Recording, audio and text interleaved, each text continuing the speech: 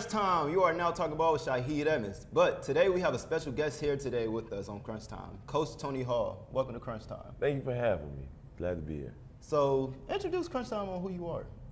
My name is Tony Hall. I'm the offensive coordinator, quarterback coach here at UAPB. This is going on my second year, and I'm just excited to be here. So how's everything been? It's been fun. A lot less calm, more calm than it was when I first got here. But this spring has been really good. The guys have been working hard, and we're excited to start our next practice in spring football. So, you know, last season, you guys averaged 23.5 points a game last season, right?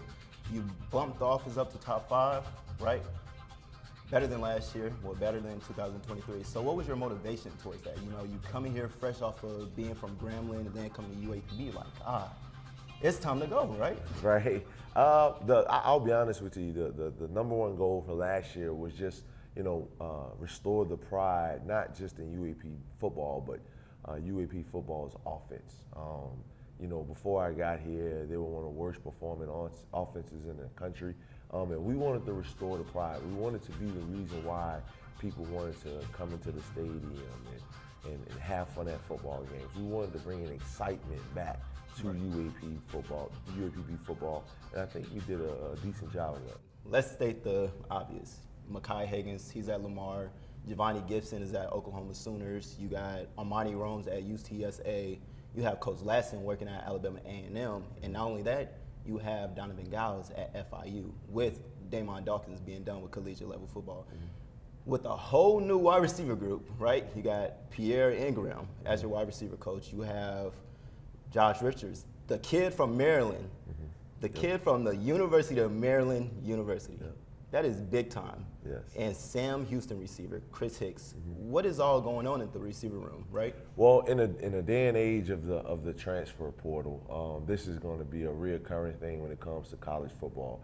And the one thing that I want the UAPB family to realize is that the players that left for better situations. As a coach, you want to use the game of football to better them as young men, but also to better their lives, right? And the game of football, through what we did offensively last year, allowed those individuals to better their lives outside of the football field. They all received really, really good NIL packages, something that they can use to provide for their family, and some of them to provide for their kids, because it was so lucrative for them. So I take it as a badge of honor when you have so many kids like that leave, but not only leave to step up and better their lives. So, just like last year, nothing changes. Like you said, you have Coach Ingram that came from Tokyo. He was offensive coordinator at the professional league in Tokyo, and he was a Power 5 receiver coach at Cal.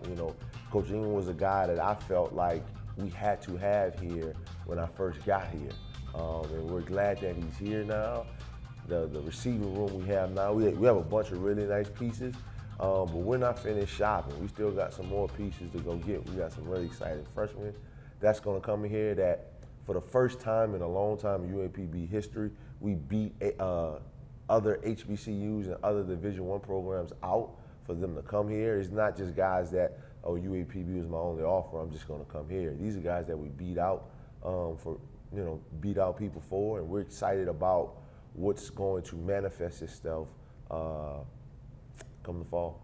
Okay, now with Mekhi Higgins leaving, what is going through DJ Stevenson's mind? You brought in a quarterback from Shaw University, Christian Peters. What is going through his mind? Last year he played in, he had some maturing to do on the field. That's just how it is, right? Collegiate level football.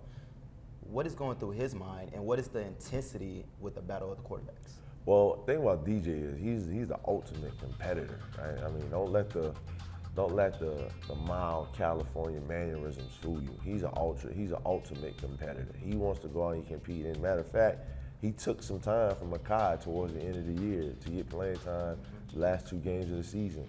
When it comes to grading out, he graded out better than Mekhi in the last 2 games of the season. So, DJ understand, he knew At the end of the year, I told them we have a really honest relationship with the quarterbacks in the room.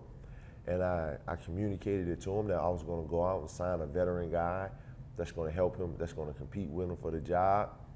And he said, Coach, go get him. So, you know, those guys are here competing, but we also have, you know, some younger guys that are competing for the job. This is not a, you know, I'm getting in front of the camera or getting from someone saying it's open competition. I have a starter in my head already. This is not it. All 5 guys are getting reps. All 5 guys are competing, and we'll just see how it plays out. I like that response. The running backs too. John S. Davis, he's not a running back. OJ, he's at what college again? Long Island. Long Island? Okay. Yes. Now you only have BJ Curry. How's that running back room looking? I know y'all still shopping though, for sure. Well, we have Zamarian Weber as well, Okay. who shared time with BJ Curry last year. You know, and Jones did such a great job on special teams.